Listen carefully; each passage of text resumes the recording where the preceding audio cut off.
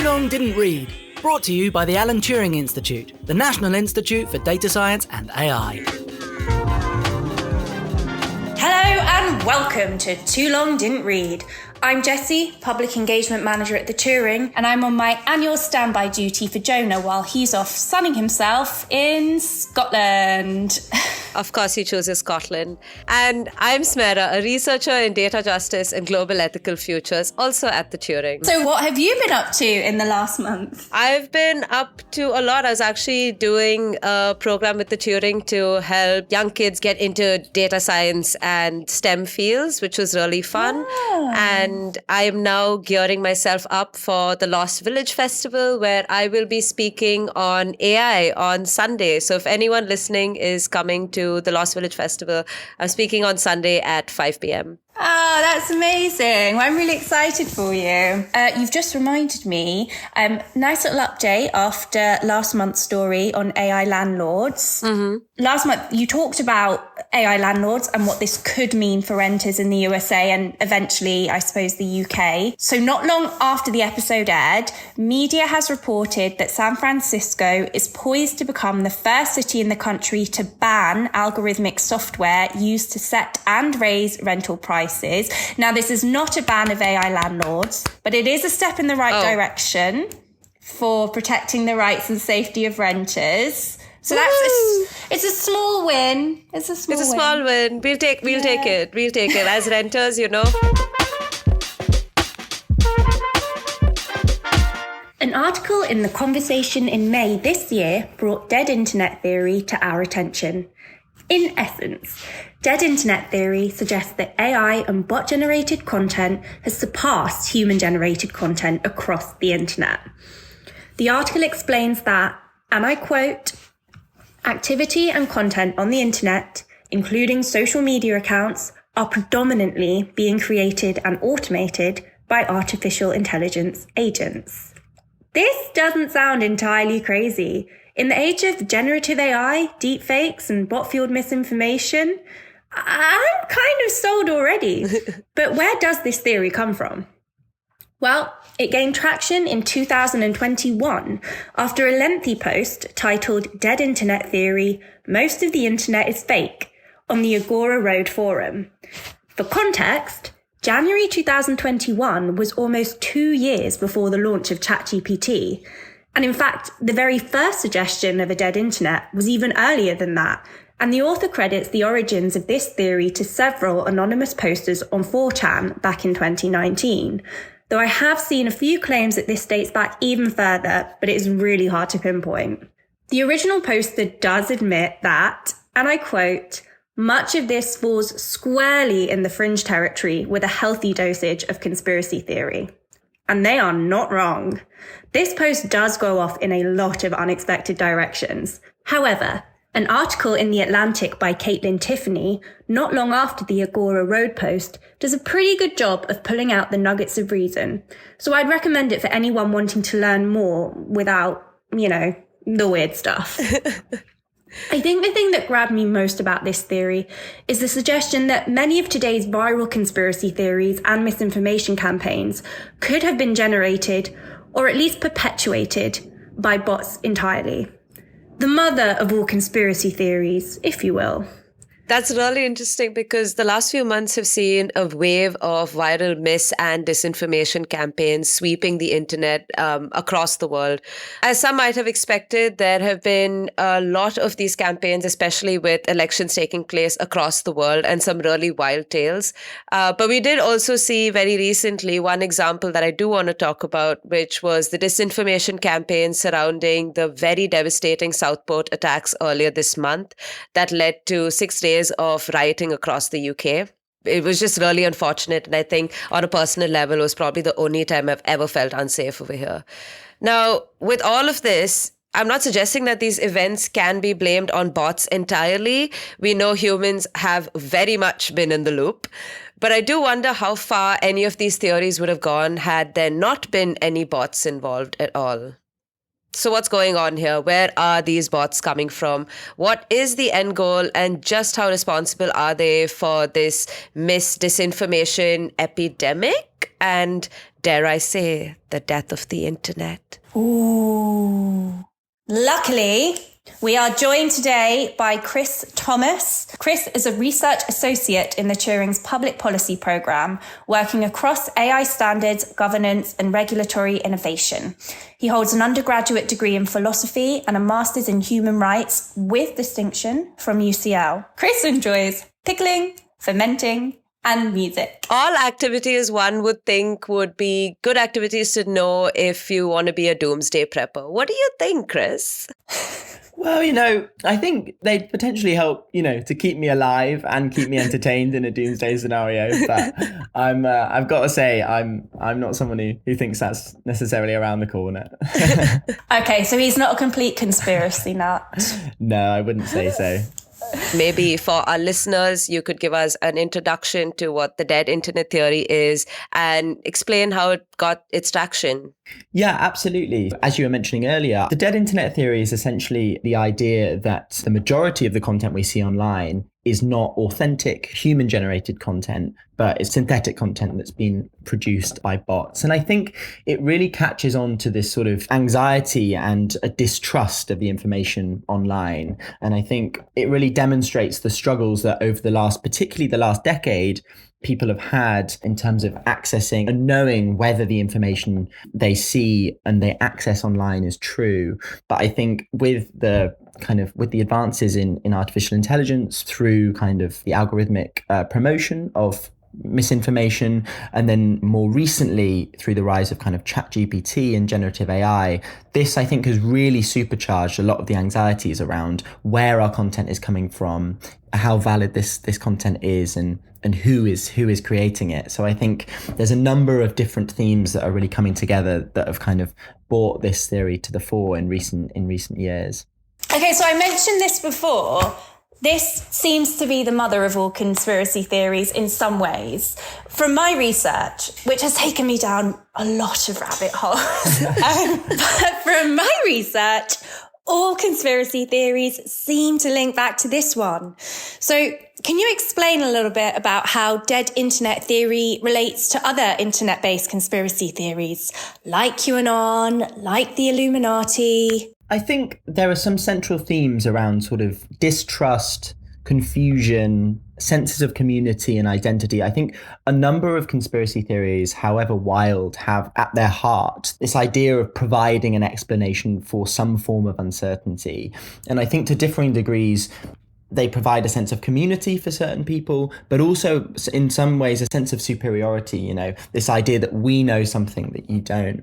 And so I think the dead internet theory kind of has a central theme in a lot of these because it provides an explanation to the fact that, information is being withheld from us. The information that we're seeing isn't to be believed. There's something going on behind the scenes. I think where it detaches from conspiracy theories like QAnon and things like that is that the rise of kind of bot traffic and the sort of death of the internet as such is very much connected more towards the sort of platform business model, the ways in which content which kind of is more extreme gains more traction, that boosts views, that boosts sharing, and ultimately the way that platforms are designed to generate views and generate money does kind of help to generate this content. It's not the fact that there's some kind of great ordered conspiracy behind all of this. But it seems like that would contribute to how people behave on the internet and how they act and how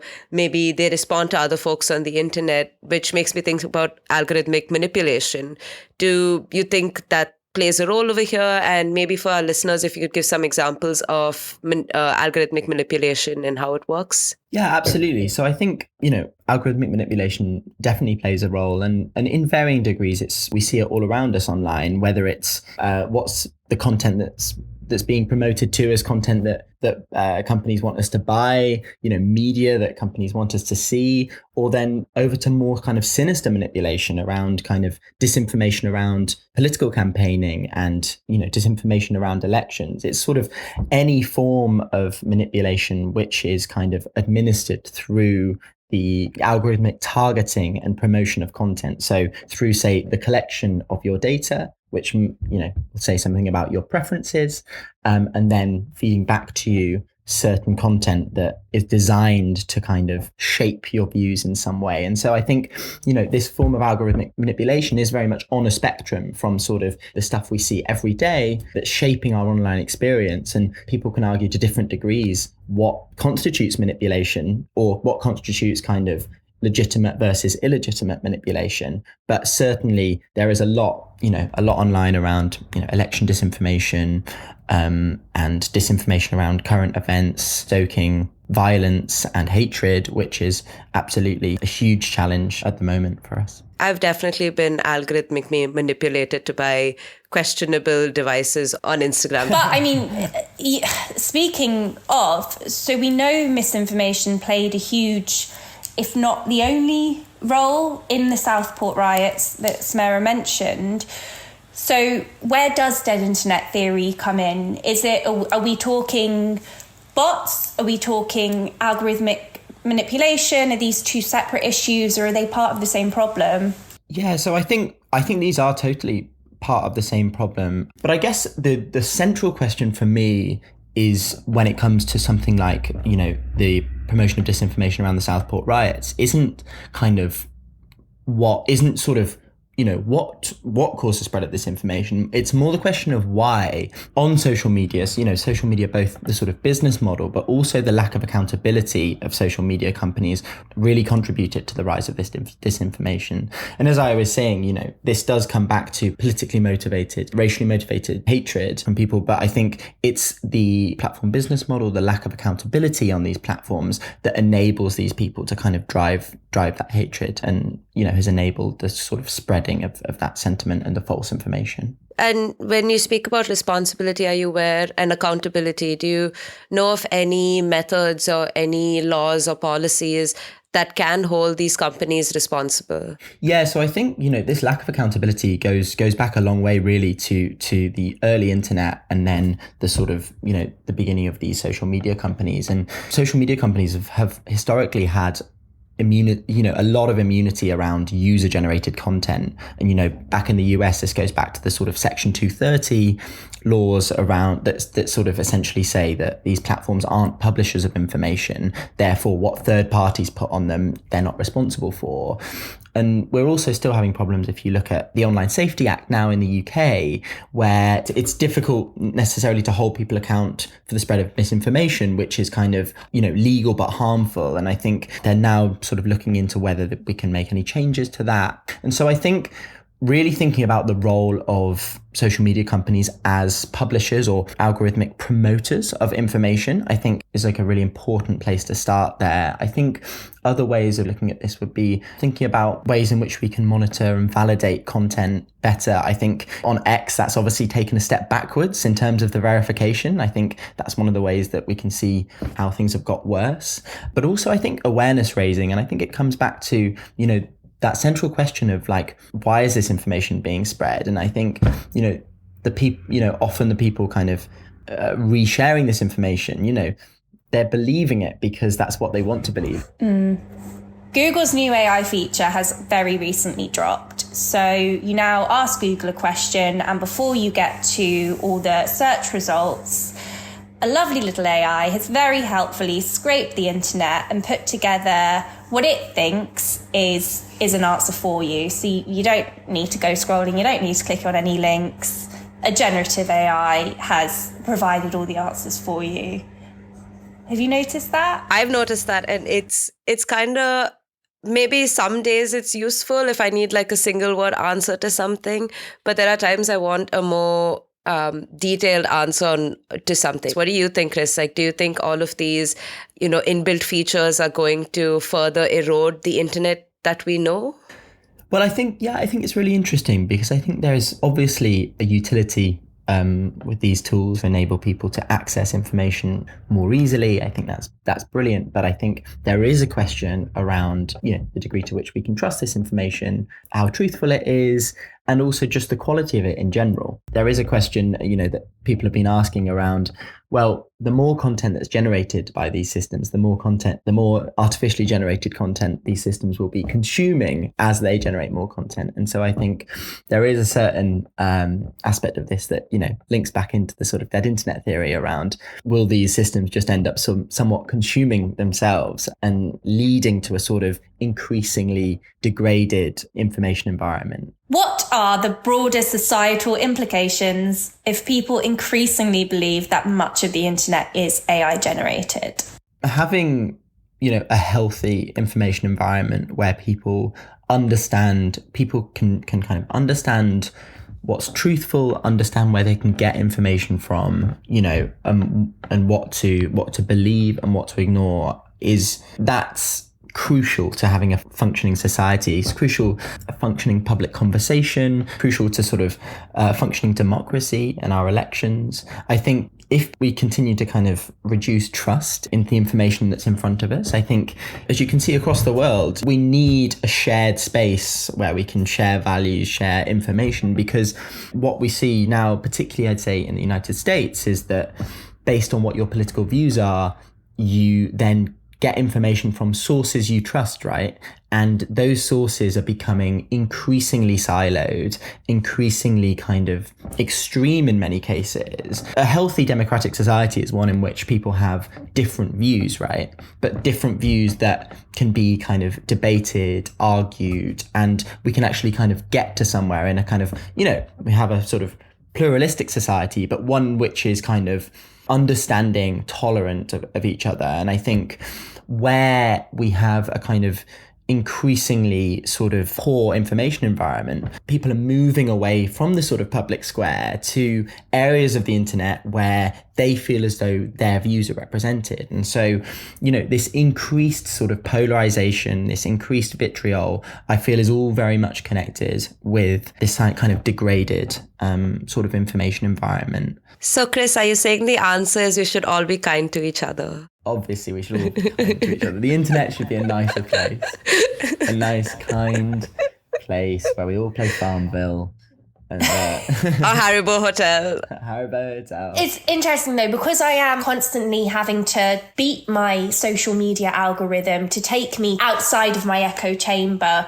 And it's a lot of effort, and it shouldn't take that much time and effort to access views that are different to mine. And how many people are putting the effort in?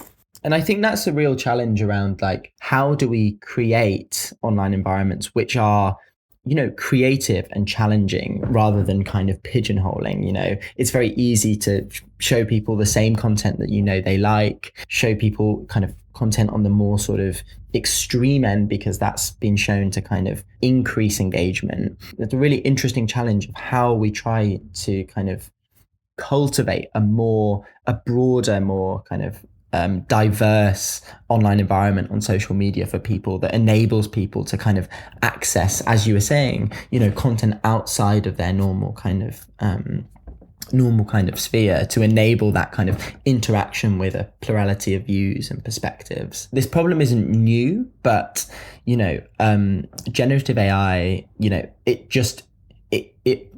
just hugely increases the scope and the access of people to kind of spread this sort of disinformation. It now enables kind of non-technical people to sort of set up bots and to kind of distribute, disinformation in this way. So I think, these problems aren't new, but they're kind of now happening at a kind of larger scale. Thank you so much, Chris, for the time that you've taken to be with us today and share your phenomenal insights. Thanks very much for having me. It was lovely to chat. Thank you, Chris. Thank you so much. So today's story, we're going to be concentrating on what happened with the stock market on August 5th, where there was a big swing in share prices, and a lot of the industrial indices in the US saw a massive drop in valuation. And more importantly, for the AI listeners out there, whether this was fueled by AI being in a hype cycle or a bubble. On August 5th, global markets were in a bit of a frenzy because a lot of them saw massive sell-off. So essentially, people who had invested in shares on these indices like S&P 500 or NASDAQ were selling off their stock of shares, which led to a lot of market volatility. This is the AI bubble, right? Is this why people are selling off because they think some AI bubble has burst? In a way, but it's not the only reason. There's actually multiple reasons for this. Beginning with what happened the previous Friday when facts and figures on the US economy were released, and it was found that there weren't as many jobs generated in July as was expected. And there were also fears that big companies like Microsoft were looking at massive layoffs as well in the coming future, which often these kind of indicators mean that the economy is not looking very good and people would be a bit on edge based on these kind of figures. But it wasn't just the US labor statistics. It actually has to do with something far bigger than that, including a potential AI bubble. There are pros and cons on either side, as well as the Japanese yen market. What? But we get to that. I think first what's important to understand is what happened in terms of the AI side of this entire catastrophe. And that links back to the Japanese yen market as well. So if you are to imagine an investment cycle for AI, there's an AI product. And because there's this AI product, a lot of people are interested in investing in it because that contributes to their research and development. And then that can lead to a new product. Then finally, there's more interest in the market for this one company because they're producing these new products on a regular basis. But this does require external injection of capital or funds in order for them to do their research and development work. Okay. Does that make sense? Yeah. What's important to understand here is you can get this investment from multiple areas. It could be the people buying into your shares. It could be you or I, investing in fractional shares on different platforms that are more freely available now. But we're looking at the kind of investment that's needed on more industrial scale. And you would often need banks investing in this. Okay. So if you take it to Japan, right, the Bank of Japan has for the past few months not been raising their interest rates. In fact, it was more or less 0.1% for a very, very long time. Oh, wow. Usually Go on, Japan. Usually, that's good, right? Not always, because usually when there's inflation, central banks across the world or reserve banks tend to introduce higher interest rates to limit the amount of consumer spending. But Japan didn't do that because they have because of the makeup of the Japanese economy and society. They have an aging population and they really wanted to boost economic productivity. So they've kept these interest rates very low for a while.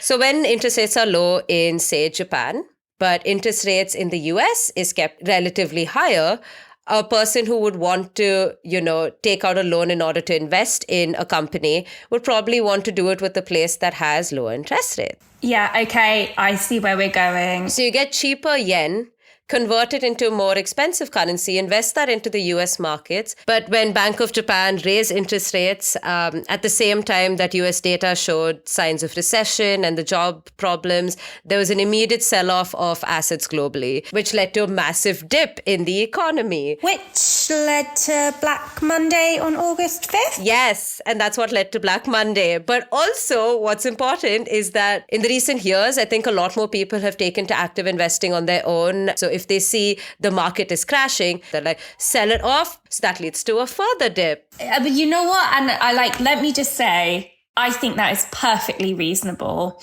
And if economists don't want people like this crashing the market, then they need to provide the education. But I back all of these people. I was inadvertently one of them.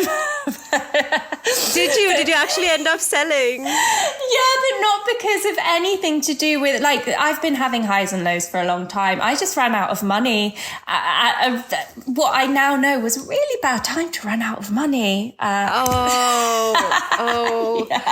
It's actually climbing back up again, which is all to show that this was a massive dip and it's already back to regular levels. Okay, so I want to come back to the AI. Are we in an AI bubble? So some people like to think it is a bubble. Others believe there's no reason to believe it's a bubble compared to those of the past, like the dot-com bubble. But first, we need to understand what a bubble is and how that works. So there's claims that AI firms listed across the US stock exchange are actually inflated and maybe overvalued compared to what their earnings are. So essentially, their companies probably valued higher than what they're actually capable of bringing into the market. And that's not unique to AI companies, is it? It's not, but it's not a good thing for any company to be inflated in value. It's coming back to the reasons why it's probably not a bubble. We have companies like Nvidia that's actually been performing really, really well. So it reached a valuation of nearly $1 trillion. And what's important about Nvidia is it's providing the hardware. They're a fabless designer, and if people want to get into what a fabless designer of microchips looks like, go back to season 1 where we did an introduction to the chip wars and the supply chain. I wish our listeners could see your little face light up every time you talk about NVIDIA chips. You love it. You love it so much. I do. I think it's so fascinating. I think microchips have truly changed so many aspects of how we live our life. We would not be where we are if it wasn't for all of those decisions being made at that point, which I know is a very reductionist way of looking at the world, but it's just so fascinating. Yeah. So, but that kind of sums up what people think, the reasons why people think that it is, in fact, an AI bubble, that most of these companies are not doing really well, that they're just slapping AI onto everything, that people don't really have the demand for it as much as they would make it seem, and that a lot of reports are already changing their tune on whether AI is actually going to be as revolutionary as people thought it was, because there's also that understanding that generative AI is basically one step closer to sentient AI, and it's going to change all of our worlds. It is a great piece of technology, don't get me wrong, but it is nowhere near the kind of tech that we can imagine it revolutionizing the world in the way that some of these reports would claim. This all sounds very familiar. And in fact, it sounds a lot like something one DJ Noodles has been saying for a long time. And for our new listeners, that would be Smera. Everything you're saying and what seems to have been a cause of this bursting of the bubble are very much things that, you know, we as an institute and also, you know, lots of other reputable science institutes and researchers have been saying. It takes a financial crash for people to kind of be like, maybe you're right. So is this similar to the dot-com bubble? Comparing AI and to the dot-com bubble, that is a big difference, which is important for individuals to know if they're taking on any risks in investments, because a lot of people do believe that it's a bubble, hence they all pulled out, right?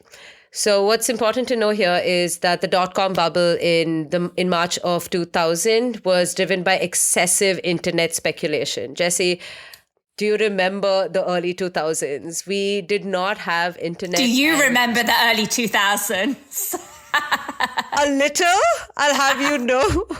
I think it's important to first explain to everyone what the dot-com bubble actually is in order to compare it to the AI speculation. The dot-com bubble burst in March of 2000. Basically, this bubble burst because of excessive internet speculation. But people just thought if they register a company name and start listing, people would invest in them. And unfortunately, a lot of people did. Only a few companies ended up actually coming out of the dot-com bubble that exists today, like Amazon and eBay. That's so I do remember the internet in the early 2000s and it just being this very weird, nerdy place. There wasn't really anything to do apart from Ask Jeeves, and you would ask Jeeves also. For our younger listeners, Ask Jeeves is the first Google, basically. And that was it. It was Ask Jeeves. We didn't even have Neopets yet. We didn't have MySpace yet. Exactly. And that's a huge part of this entire thing, because all these companies were saying the internet's going to be the future and we have all of these capabilities. But the internet wasn't as well established at that point. Most people weren't connected to the internet. So the speculation finally reached a peak where a lot of companies on the NASDAQ Composite Index lost 75% of their value, and this crisis went on till 2002. All right, that's a bubble. That's a bubble. See, that's a bubble. That's a bubble. Yeah. Now, if you look at the tech firms that people are looking at now claiming that it's a bubble, I've already explained NVIDIA. They're doing pretty well. It's in a precarious place, but it's its precarity is almost what's cementing its position in the global market, that no one can do without them. So they whatever happens, they will not be allowed to crash, You also have companies like Apple, Microsoft, and Meta and Google, they're all diversifying where their sources of income come from, and they're far more established and providing far different services, and a good amount of R&D is going into a lot of these things. Now, it's not to say that their products are perfect. There are problems with it, but they're in a much better place as compared to the more or less sham companies of the dot-com burst. So, Jessie, our last story is creepy, unsettling, and deeply uncomfortable. Oh, now you're speaking my language. I'm glad to see you're on board, but many people with any kind of moral ethics probably wouldn't. Because this story is about a trend that's been occurring in the past few months, actually over the past few years, where many people have come across fake obituaries of deaths that have not happened, or even of themselves. What? There is an example that can show you just how creepy it is. There was a couple, Brian Vastag and Beth Mazur, whose fake obituaries were spread so quickly that all their friends believed that they had actually passed in December of 2023. Now, Mazur actually had passed away December 21st, 2023, but Brian Vastag hadn't. So imagine having at the same time dealing with the loss of your wife, of your partner, and at the same time finding out from your friends that the internet has declared you dead. I cannot imagine that. It was very, very creepy to read all of this. And I can't even imagine what Brian was going through when he did have to face all of this. But it seems like he's not the only one. There are numerous cases where people have come across fake obituaries of their family members, of partners, sometimes of themselves, with, again, very clickbaity. So if you are to see an ad that claims someone that you know in your life has passed away from a weird illness,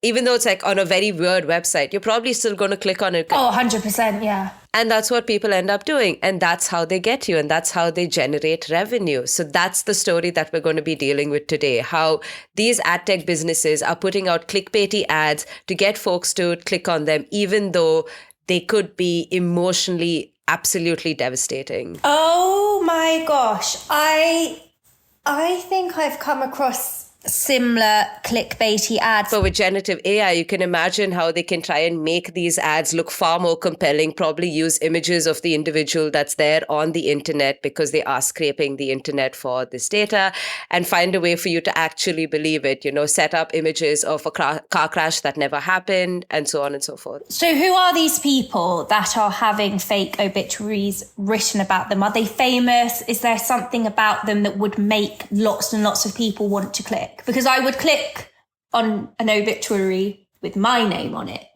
but not some random name that I'd never heard of. This profit model is developed on this idea of obituary scraping. They get a lot of data. They try and scrape the internet for any information released by funeral homes or websites on obituaries that are posted, and use that data in order to provide more of these clickbaity ads. And it seems like a rather low-cost setup, but highly lucrative considering the amount of revenue that they can get. And worse so, they're probably doing it without too much of oversight or someone to actually, slap their wrist on their actions. So let me get this straight. Are they almost personalizing these clickbaits? They're putting out as many different names as possible in the hope that, okay, so 10 people are going to know this person, so we'll get 10 clicks here, we'll get 10 clicks there. If we put out hundreds and thousands of these and we get 10 clicks on all of them, we're in the money. Is that how this is working? Yeah, wow. Big abstraction, but essentially that's how it works. And, as Chris was saying, we all tend to engage with a lot of information that's within our own echo chambers. So even if it's not an obituary, you might find a clickbait ad on, a political issue that's close to your heart. You might find all of those aspects, which does lead to, that proliferation of misinformation. But someone is profiting off all of this at the end of it. And that's what's really scary at this moment. Take, for instance, there was this website called Conservative Bear that had a lot of questionable information put out, including of very senior politicians in US government. They were eventually made to pull the website down and, of course, be held responsible for sharing all of this extremely wrong information. And they found out it was run by a Canadian named Mark Saplinski. And when Google asked them to pull their account down, they did close the website, but they continued to have access to their Google ad revenue accounts. So he could very easily just set up, and he did set up new websites to get money off, ad revenue using the same Google account. And this was reported in ProPublica, love ProPublica. And as they put it, it's the equivalent of taking away an unsafe driver's car instead of their license. And this is legal?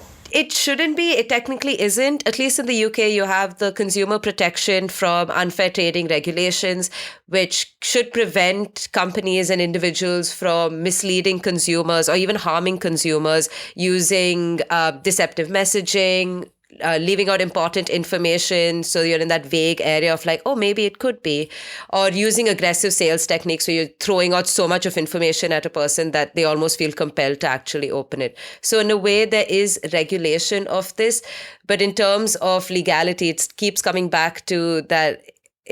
I think the question is less about the legal side of it, because that's already covered by these laws, but more about how it's actually being enforced and how companies are being held accountable for their actions. And this kind of points to what Chris was saying before about the role that platforms should be playing in this, and the accountability that they really need to be taking in order to address this. If I had paid Google, and I imagine it's a lot, to advertise on their platform, and then found out that my products were being advertised on, not very nice sites, maybe unethical sites. And I think for larger companies, from what I've read, it seems that they do actually express they don't want their ads on some of these websites, but they can't always be aware of which all websites are coming up. I mean, there's a new domain name every other day. And that's with larger companies that have a dedicated team doing this. Imagine, a small startup, like say I start knitting and I want to share something, right? And I had no idea what all websites are out there. I'm probably not going to have the knowledge about where my ads are going to go. So I won't be able to keep track of where it's going, and I won't have that much of oversight. Now, Google says that they are providing these tools and that people might not be aware of these tools to help them monitor where their ads are going. But I think by and large, the onus should be on these larger companies to actually take the first step to find and regularly monitor where these ads are going and whether, they're being set up by companies that are sanctioned by numerous countries around the world, just for a start. Yeah, absolutely. And just to also add that they're technically meant to share the information of all of these ads and uphold an industry standard they have also advocated for. But it is reported that most of this information is kept private. It looks like there's a fraction of what information should be out there is actually not put out there. And this opaque system that now exists can lead to those risks of accountability and even national security risks, as one US politician mentioned. I'm going to feel really bad about clicking on clickbait in the future. I don't honestly know if any of this is going to stop me, because I really do need to know how this bored housewife lost 5 pounds of belly fat in 7 days. And I will always need to know. But I will feel guilty about it. Well, it should give you some joy to know that the UN had unveiled global principles for information integrity to kind of ensure that these kind of misinformation campaigns and ads that are manipulating the general public do have some form of oversight to help bring down hate speech, harassment, and harmful disinformation. Well, that is all very positive, and I'm pleased to hear it. Well, that's it from me for another year. Thank you so much for having me, Smera.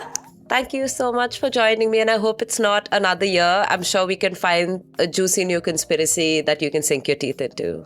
I only come for the conspiracies. Thank you so much to Chris for joining us and talking us through dead internet theory. Thank you to Jonah, who is going to come back and edit this podcast. Email us at podcast@turing.ac.uk. Like, subscribe, wherever you get your podcasts. share with your friends and drop us a few stars if you can. And of course, as ever, thank you to you, our lovely listeners.